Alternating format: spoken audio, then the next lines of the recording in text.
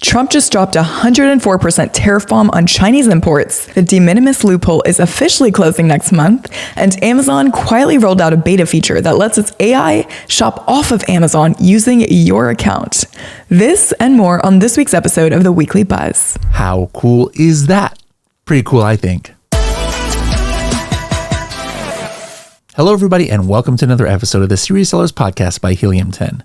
This is the show that is our Helium 10 Weekly Buzz, where we give you a rundown of all the goings-on in the Amazon, TikTok shop, e-commerce world. We let you know what new features that Helium 10 has and give you a training tip of the week that'll give you serious strategies for serious sellers of any level in the e-commerce world. Today's host is actually going to be Shivali Patel. So Shivali, take it away and let us know what's buzzing. First up, we have some massive news just announced overnight coming at you from the New York Post.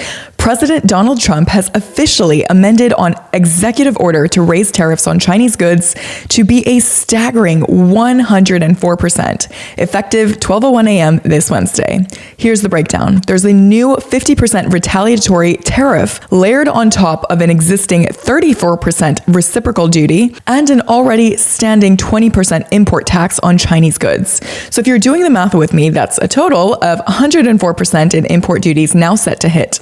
President Trump made this move after China imposed its own 34% tariff on U.S. goods, responding to his earlier announcement to slap 90 countries with reciprocal tariffs based on trade imbalances. In his words, this update is necessary but appropriate to effectively address the threat to national security and economy of the United States. But that is not all. This situation does continue to rapidly evolve as Trump's speech at the National Republican Congressional Committee dinner claimed that U.S. is already pulling in $2 billion a day from the levies. But by the time this very podcast or video goes live, depending on where you're watching this, more updates could be on the table. Meaning that if you are an Amazon seller or a Walmart brand or a logistics partner importing any products from China, you're going to want to keep a really close watch on news, even more so than usual this week. I'd urge you to recalculate margins and reassess supplier strategies.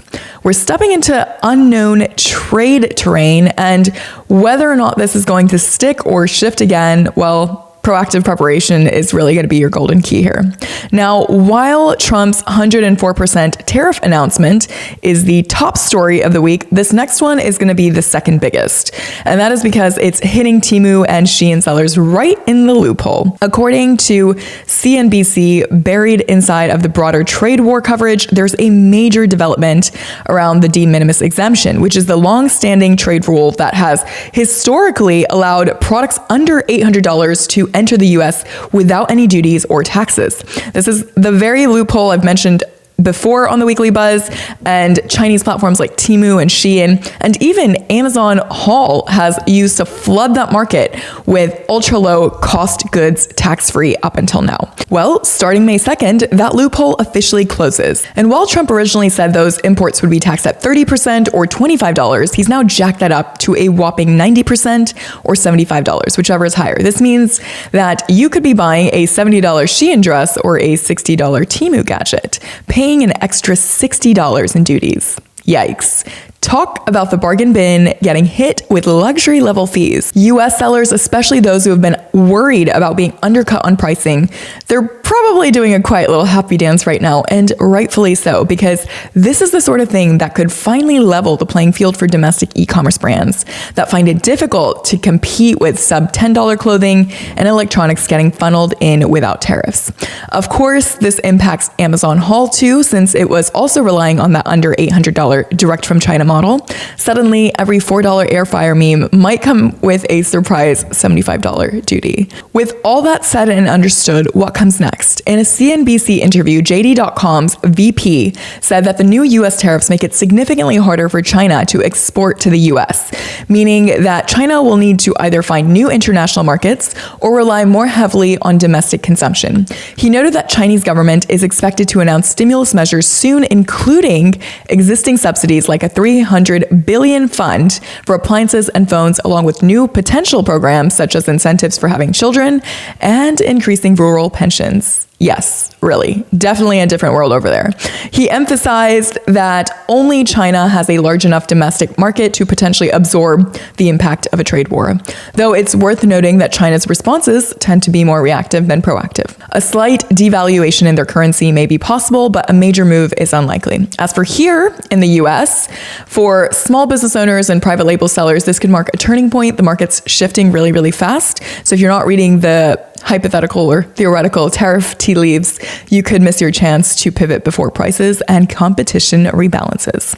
Let me know in the comments. Are you breathing a sigh of relief or already recalculating your entire sourcing strategy considering the tariffs? All right, moving on. What is next? Now, let's get into what's arguably one of the wildest new features Amazon's quietly rolled out. Amazon's began beta testing something called Buy For Me, which is a feature inside of the Amazon shopping app that lets customers buy products from other brands' websites directly through Amazon's own interface. Let that sink in for a second. Okay, we're looking at this article directly from About Amazon, and Amazon is literally using your details, shipping, payment, the whole nine, to place an order for you on a completely different retailer's website. And you don't even have to leave the app. Sounds convenient, right? Sure, but it's also kind of crazy. Now, Amazon says this only appears for a subset of customers and only shows up during branded searches, which raises a huge question. Are we talking strictly about the searches like Apple AirPods or Nike Air Maxes, where Amazon may not carry the item and show the associated item on the brand's respective platform? Or are we headed towards a future where any product that you cannot find on Amazon offers up related products as fair game for off-platform ordering? Or even imagine Apple AirPods ends up triggering on broader generic searches like wireless earbuds and then starts to funnel traffic to random brand sites. That's going to completely change the dynamics of buyer flow and seller competition. That might not always be so useful. And I can tell you from experiencing ordering generic charging cables for Apple products, that has not really turned out so great for me before. In any case, here what I'm going to summarize for you, at least by the news piece, as what is actually happening. You search for a product, Amazon can't fulfill that request in-house, and instead of giving up on that conversion, the app will now surface a Buy For Me button under a new section that's called Shop Brand Sites Directly. You'll tap that, and then Amazon's agentic AI will fill out the brand's checkout form using your encrypted data. No human involved, and it completes the purchase for you. Fulfillment, returns, and customer service will still go through the brand, but Amazon gets the engagement, the data, and the visibility. The buyer never really leaves Amazon's ecosystem, even when Amazon isn't the seller. How cool is that? Pretty cool, I think. And that raises some very real questions. If you're paying to rank on a branded keyword, is Amazon now going to redirect your traffic to that brand's D2C site instead of your listing? And then is that going to evolve into a monetized ad placement or an affiliate program that only Amazon profits from? And then how does this change the idea of trust and ownership and autonomy in the purchase journey? Let's not forget that Amazon is framing this as a helpful AI-powered concierge. But this also sets a precedent where the platform gets to decide when it stays for the seller and when it just becomes the middleman. If you are a brand that does not sell on Amazon, this could mean increased exposure. But if you're an Amazon seller competing with those brands, you're now watching Amazon literally shop elsewhere for your customer. Considering the blurring lines between marketplace and shopping assistant becoming a reality, is this your wake-up call? If you've been ignoring your own D2C site or letting Amazon be your only channel, maybe it's time? Any of you guys have next steps planned out? Let us know in the comments section. All right, the next news piece for the week, something else to keep an eye on, especially if you've ever browsed through Amazon Haul or your customers shop there.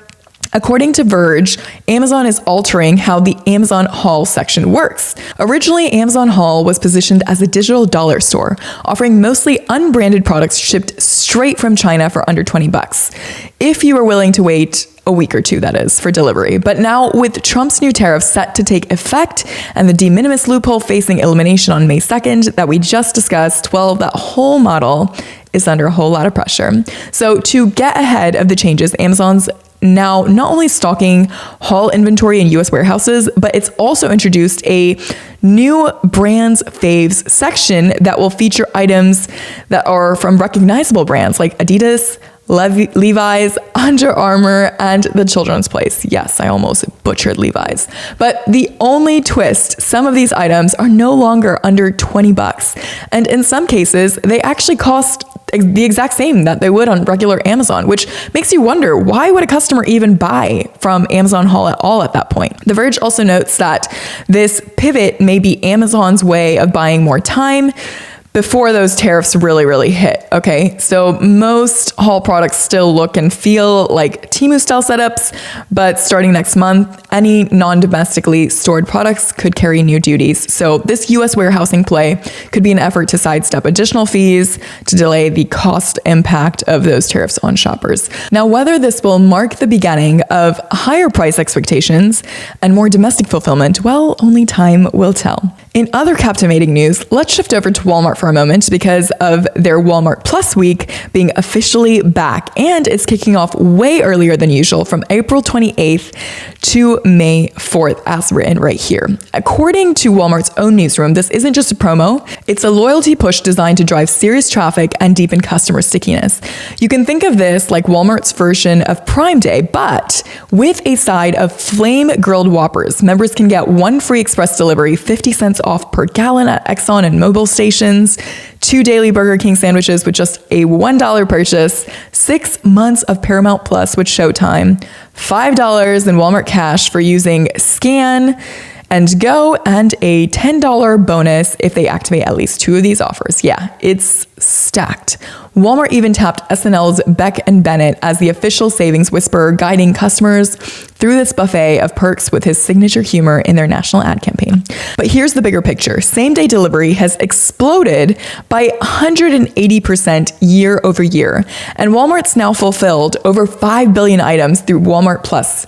Sounds like the membership program is really gaining momentum, and while last year's Walmart Plus week was in June, the early timing of this year could create an unexpected traffic spike for sellers on the platform. So don't sleep on this one, you guys. When a retailer is giving out lunch, streaming, gas, same-day shipping, all for the price of one subscription, it means their loyalty loop is tightening. And if you're not matching or mirroring that value in your own ecosystem, well, whether through loyalty programs, bundles, or retention strategy, you could be left watching from the sidelines while Walmart Plus eats up more and more of that consumer mindshare. Now, remember moments ago when we talked about the de minimis loophole in the US being on its way out?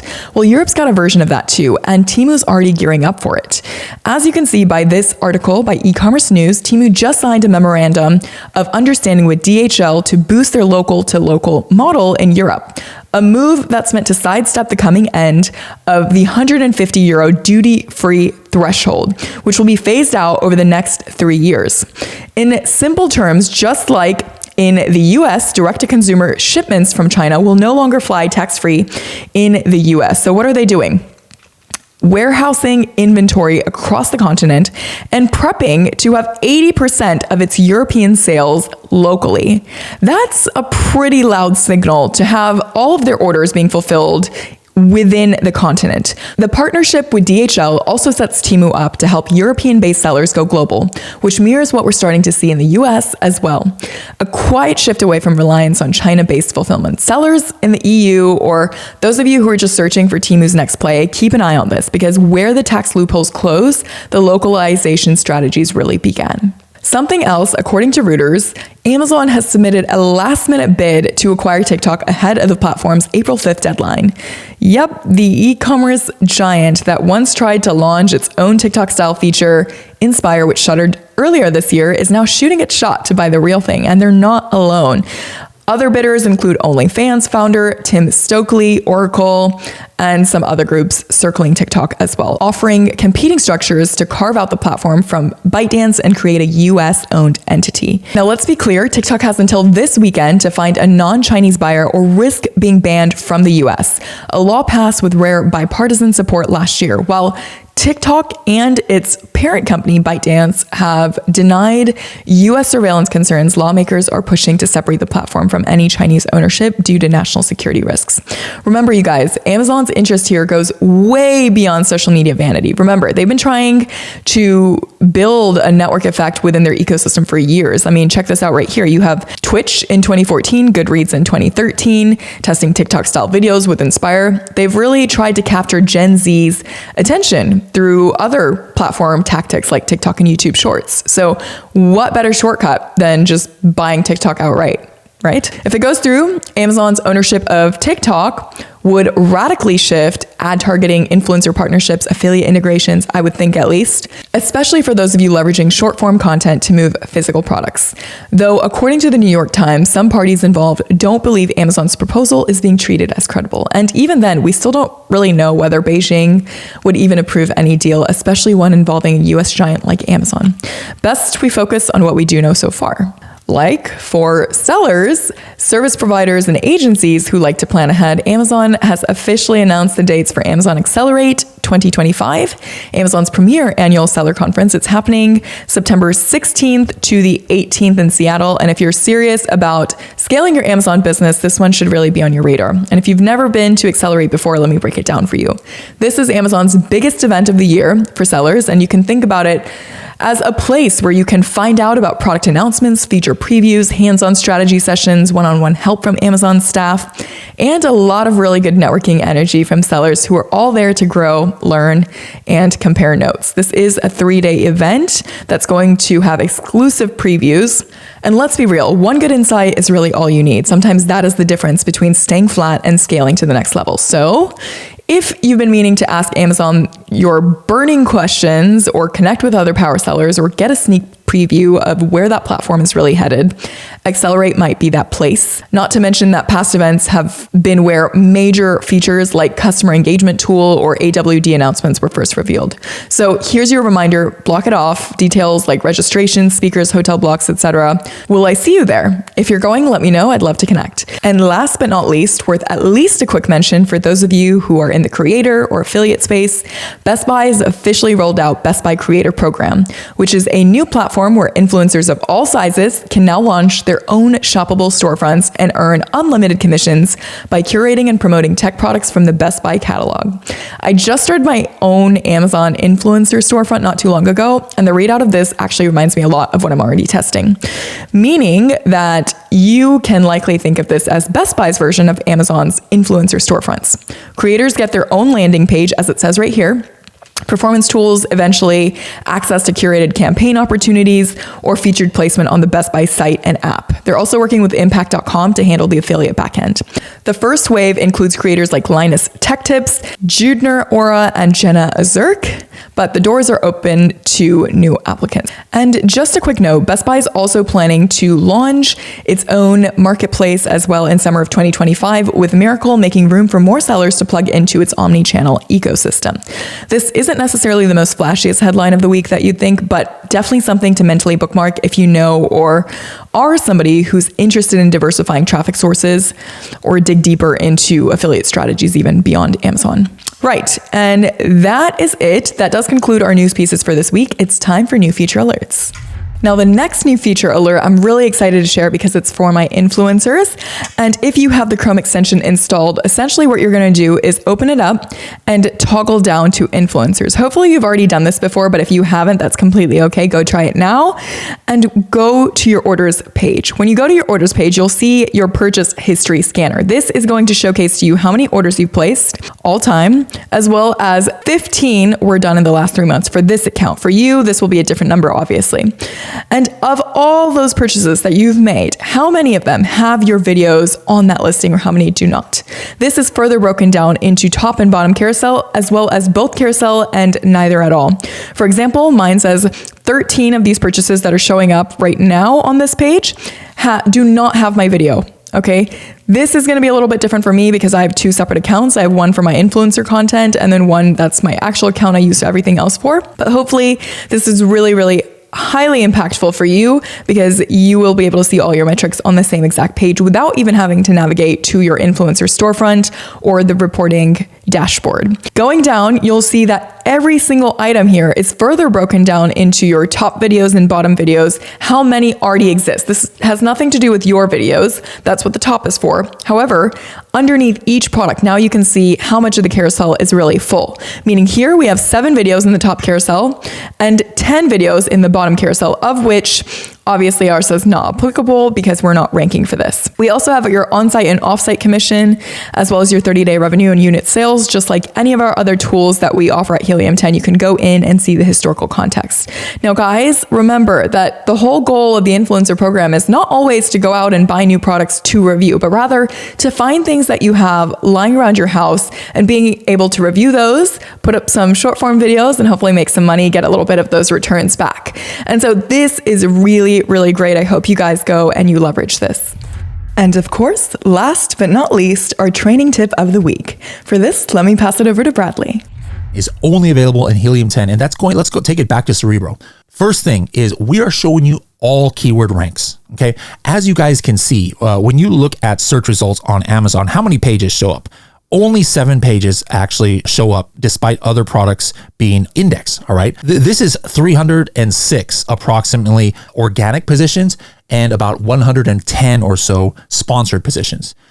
Helium 10 Cerebro is the only reverse ASIN tool out there that shows you all 7 pages. Anything that's ranking at all, you are going to see in Cerebro. You try and use other tools, it might show you only page 1 or maybe page 1 and 2, maybe half of page 3. Helium 10 shows this all to you. This is, first of all, important because Amazon has search shuffle sometimes. So sometimes a product might go from page 1 or 2 just randomly for a few days to page 3, 4, 5, 6, or 7. Now, what happens if you're using a tool that's only checking pages 1 and 2 and it only checks maybe once a week? Well, now all of a sudden, what happened is you miss out on keywords. This happens actually a lot. You're going to miss out on keywords because you're only looking at the top 2 pages or top 1 page. With Helium 10, you don't have to worry about that. Did a keyword fall off from page 1 or 2? We're still going to capture it so that you can make sure you don't miss out on it. The other thing that Helium 10 is doing is we're checking, where is that product running sponsored header ads? Where is it running sponsored brand video ads? Where is it showing up in little widgets that Amazon has, like Amazon's Choice? Now, I'm not talking about the Amazon's Choice badge, but there's like a widget sometimes that comes up that says all sponsored in Amazon's Choice and other things like trending now. Helium 10 is showing all of that. So when you look in Cerebro at a certain product, again, you're seeing all 306 ranks. You're also seeing all sponsored brand video ads. Like this product here is not running any video ads. So, some people ask, well, why are there so many keywords that Cerebro has? They're not all relevant. Well, no, Cerebro is not a relevancy tool. It has a relevancy tool, like literally the only relevancy tool that's connected to Amazon, but it's showing you where a product is ranking in the top 306 at all times. Where is it showing in sponsored ads, the top 110 that no other tool is doing? Where is that product showing up in video ads? No other tool is showing you that. Where is that product showing up in sponsored brand header ads, headline ads? Where is it showing up in these other sponsored widgets? It's showing you all of that. This is the only tool that is giving you that depth of information, because you might not always just want to see, hey, where is the top keywords for a product? Of course, Cerebro can do that, but maybe you're just like, hey, show me all the keywords where it's running sponsored brand video ads, because maybe I want to target that keyword with a video ad. Where's the keywords where they're not showing up in sponsored brand headline ads? I'm going to reverse engineer it. All right. So again, Cerebro is the only tool that is checking all pages of Amazon search.